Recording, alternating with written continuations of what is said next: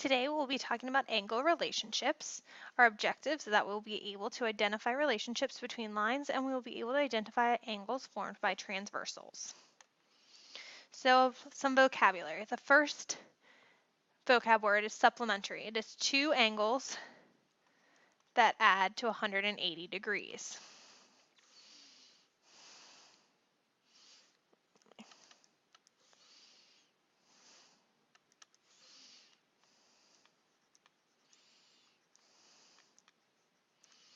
So that's saying if we have two angles, the measure of angle 1 plus the measure of angle 2 would have to equal 180 degrees.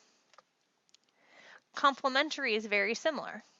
It's two angles that add to 90 degrees. So the measure of angle 1 plus the measure of angle 2 would have to equal 90 degrees.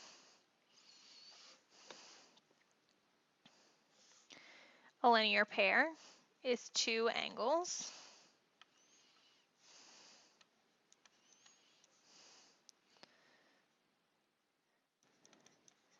with an adjacent side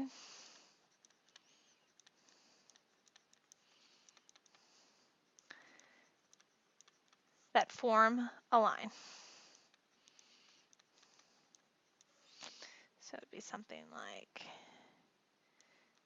that's angle 1 and this is angle 2. Angle 1 and angle 2 are a linear pair because they form a line. See here how it says, we see line in the word linear. Vertical angles occur when you have two lines that intersect. So here's our first line and our second, and there's our second line. Vertical lines are across from each other, vertical angles are across from each other when these lines intersect. So this angle and this angle are vertical. This angle and this angle are vertical. The important thing about vertical angles is vertical angles are congruent, which means they're the same length or the same measure. Parallel lines are coplanar lines that never intersect.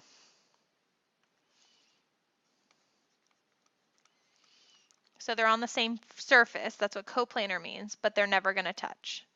So it would be something like this and like this. If they go on forever and ever, they're never going to cross each other. Perpendicular lines are coplanar lines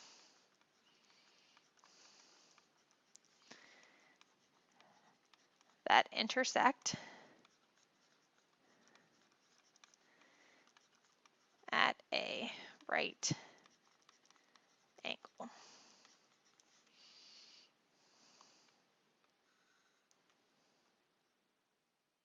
And we will know that they're perpendicular because we will mark it with a right angle in the corner. The symbol for perpendicular looks like an upside down T, and the symbol for parallel looks like just two straight up and down lines next to each other, like the L's in parallel.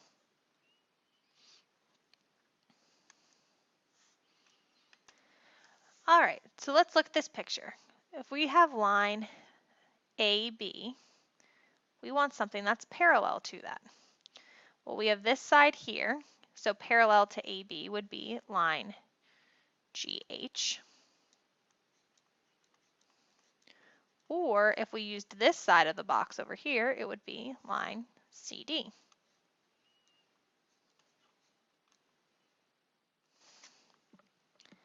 Perpendicular would mean it meets at a corner. So that could be CB. That could be DA.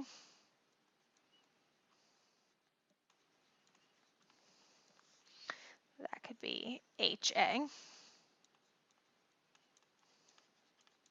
Or it could be GB.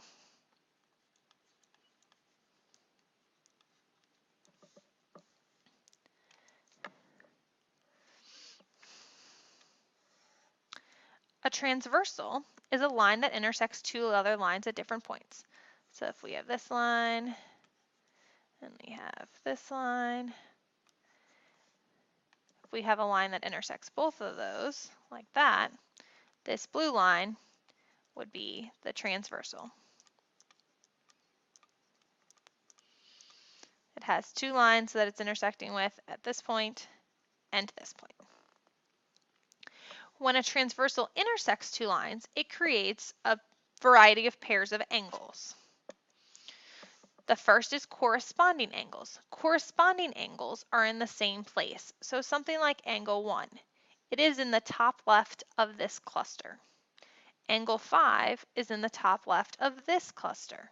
Therefore, angle 1 and angle 5 were corresponding. It could be also something like angle 4 and angle 8. I think of them as being in the same place, just in different clusters.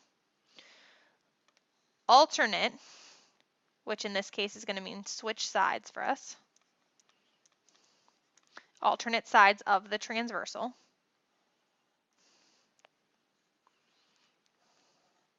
And exterior means outside the other two lines.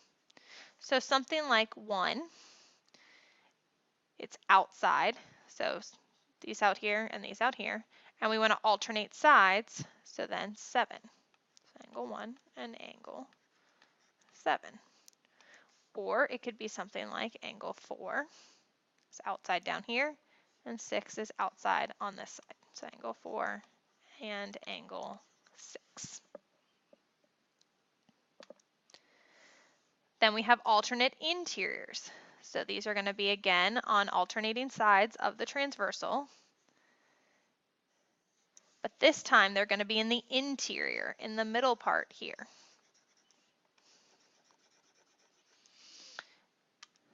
So it would be pairs such as 1 and 8, or sorry, 2 and 8, or angle 2 and angle 5 and angle 3.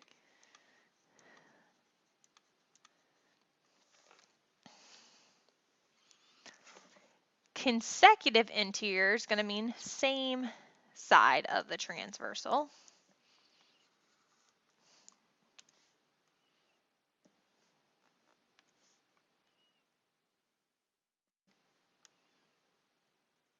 And again, interior. So since they're consecutive, we want to be on the same side of the transversal, which would be 2 and 5. Or angle 3 and angle 8.